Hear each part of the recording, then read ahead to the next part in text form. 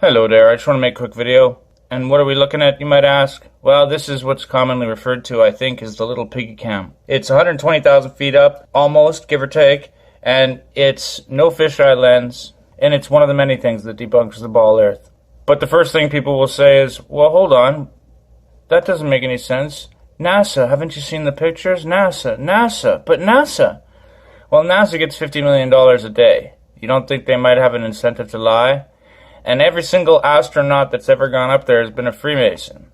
To be brutally honest, to control this secret wouldn't be that hard. It would only take a few thousand guys, and then everything else trickles down. All the information trickles down, so that it just becomes a word-of-mouth thing. Every time you go into a classroom and you see a globe, people just assume it's true because of 50 years of conditioning since NASA. But the simple truth is, without a fisheye lens curve camera, there is no curve, and any of their spacewalks are absolute rubbish, and it's so easy to fake that with enough money and the swimming tanks they use to do it. Like this picture here. If you can't see what's in front of you, then you're trapped in the matrix all around you, because it's that easy for them to fake this stuff. I mean, easier than writing your name. But going back to this, one simple thing that it proves is that as it pans nearly 180 degrees, if Earth was really a ball, it would pan out into empty space, people. Do you understand? It doesn't, though. The horizon stays flat and level, at eye level. So as it's panning left and right, that proves that this can't be a ball, because if it was a ball, it would turn off and away into space, and then eventually come back around and back onto the Earth. It never does that. In fact, in any astronaut supposed spacewalks, fake walks, when does the camera ever pan 180? Never. Because they're too busy focusing on one angle, faking it with fisheye cameras. Another thing, they claim that their magical gravity is what's causing Earth to spin, but yet Earth's core, even though we've never been there, is of such high temperature metals, what they call molten metals, that it creates a problem for modern science. Geologists, say it with me. Molten metals lose magnetic properties. I repeat, molten metals lose magnetic properties. I'm sorry, there's no way. Without NASA or any of their cartoons or fake X, SpaceX, or any of the other nonsense, without any of that garbage, prove Earth is a spinning ball. And just because every classroom teaches that it is, doesn't make it true. It just means that there's this deception around us. And people always say, well, that's impossible. There's no way. Well, it's very possible. It's happening. The question of why is irrelevant. Most people won't go there because it's too scary. It's simply a world-shifting paradigm break. And for them to go into this topic means that everything they believed in was a lie. And people can't do that. It's too scary. People need that semblance of control over their life. They think that by finding out this new truth, everything changes, everything's changing. It's like, no, nothing has changed, except your perception.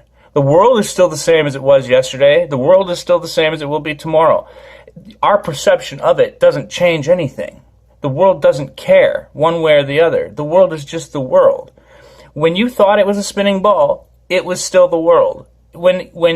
When you come to the realization of geocentrism, it's still the same world.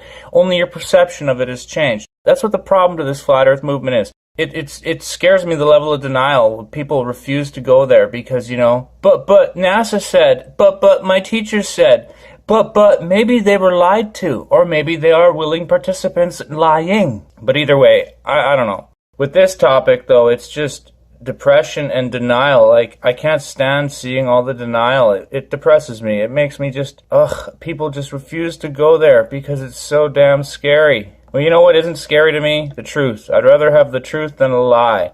What scares me is people's denial. People who are willing to live a lie because it's easy. You know what isn't easy? The truth. And even not getting into Christianity and flat earth proves that there's a creator. Look at this footage, people. It ain't moving.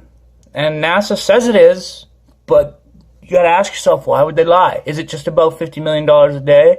Or is it about making you feel like an inadequate plebe, a worthless monkey spinning on a ball in endless space? Or is it about something deeper? Is it about faking an alien invasion? And for them to first do that, they had to fake space. That's what von Braun said. So I'll just leave you with this little ditty here. Research Operation Paperclip. Research who founded NASA. Research why the Freemasons would lie. And don't believe everything I say, research everything I say. Till you're blue in the face, and then come up with your own conclusions. But don't just run away from new information because it's scary.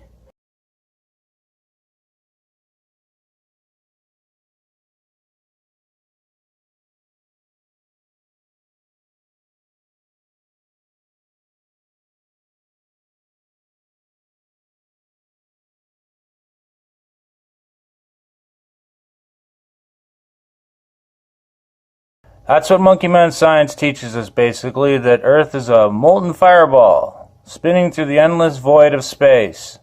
Now we'll get to what I've written there in a minute, but let's just think about that molten core for a second. We've never dug deeper than 8 miles, and even with seismic charges, testing, with pictures and whatever technology we have, we still can't get deeper down than 10 miles. Something happens, it's too hot, the drill bits break, but we've never actually witnessed this molten core.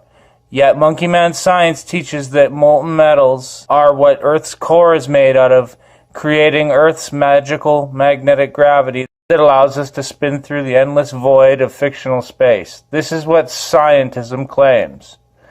However, there's one problem with that, guys, and I've asked professors and geologists this question, none of them have an answer for me. Molten metals lose magnetic properties. Nickel and iron lose magnetic properties. So how could they be creating Earth's magical magnetic field, this gravity that no one can measure? We can measure electromagnetism, we can measure magnetism, we can even measure the ether, and things like the Michelson-Morley experiment. But yet we can't measure this magical gravity created by this molten core that we've never been to. But yet it's taught in school as fact. Why? And so if this molten core can't be creating the magnetic fields necessary to create gravity, how are we spinning through the endless vacuum of space? Please think about that for a second. Eh? Because really, though, that's what they say Earth is. They say it's this molten fireball of nonsense. And even though water is always flat and level and never curves, there it is on this cartoon ball. They always give us that exact picture, this perfect circle. So how can we see things hundreds of miles away on this perfect circle that's a molten fireball? And yeah, like the meme suggests, the whole time they get you worried about nonsense like global warming and convince you you're on a global fireball. Like, that's insane. Think about it, on the face of it. Please, think about it. Is this what you're actually worried about? Really? But like I said, molten metals lose magnetic properties. It's just a fact. They lose magnetic properties. So there's no way this magical gravity could work the way they're saying. So there's only one logical explanation, which comes back to my original point about this whole flat earth topic in the first place. It begins and ends with one thing, a person's ability or inability to accept the fact that NASA and the space agencies and the education systems are lying. For whatever reason. $100 million a day on the line? Okay. Proof of God covered up? Okay. The limits of this enclosed earth? Okay. Who knows why? But they are. I mean, it's provable. And like even common sense things like, we're spinning at all these ridiculous speeds. Well, what's holding the atmosphere in? Oh, magical gravity, they say. Really think about that. For NASA and the Big Bang to be true, that means you fell out of a monkey's bum and landed on a ball spinning 60,000 miles an hour around a sun created by magical gravity that couldn't be possibly created by a molten core. If you can't see how important that is, I'm at a loss. If you can't realize that this is about covering up proof for a creator, proof that this is a created world and not some retarded, absolutely insanely stupid Big Bang theory that nothing exploded and burped everything into existence millions and millions and billions and millions and billions of years ago, that it was all just some cosmic accident and now we're spinning through an endless vacuum of space at ridiculous speeds and people just believe that shite? I guess that's how it's changed my life, is it showed me how many people out there need our prayers because they've been sucked into this ridiculous lie of heliocentrism, which, by the way, when you break down the words, helios means sun god, lowercase g, and centrism means to center around. To center around what? The false god Osiris Nimrod of Luciferian Freemasonry? Is that what this is really about? People don't even know what they're worshiping? The powers that shouldn't be have trapped us in this archon illusion, which is what the Nag Hammadi text spoke of. This is about getting us all on the wrong page. And then Michael chimes in. This one made me smile. And I'm like, yeah, I've asked professors, etc., and they don't have answers for me. No one has answers for me. And professors like my friend Jason Basilak here, childhood friend, basically telling me, good luck on your quest for truth, but I can't help you. You know, these guys could lose their tenure if they debate us, right? Coming back to Michael's statement, yeah, it makes me smile, but it also makes me sad. Like my video here, 20-minute long video debunking Big Bang Theory and dark matter by default as being a hypothetical theory designed to cover up another hypothetical theory's flaws and nothing besides. But yeah, I mean, Earth's molten core, that they presume is a molten core, could not be holding a magnetic field at 7,000 degrees centigrade, Celsius, whatever you want to call it, whatever metric system or not metric system. I mean, those metals lose magnetic properties at less than 1100 degrees Fahrenheit. Case closed. So let's break it down.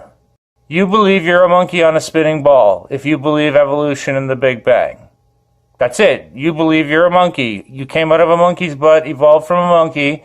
You landed on a spinning ball, spinning at 67,000 miles an hour around the Milky Way, spinning at half the speed of light, blah, blah, blah. It's ridiculous. Think about it. Through the endless vacuum of nonsense. And I mean, like, coming back to this for a second, don't even get me started on the fact that there's pictures of the sun and the moon in our atmosphere proving that the sun is not 93 million miles away. Like, there's lots of proofs for geocentrism, but people don't want to look because our governments, which have been proven untrustworthy time and time again, tell us in their communist education system that this is how the universe works.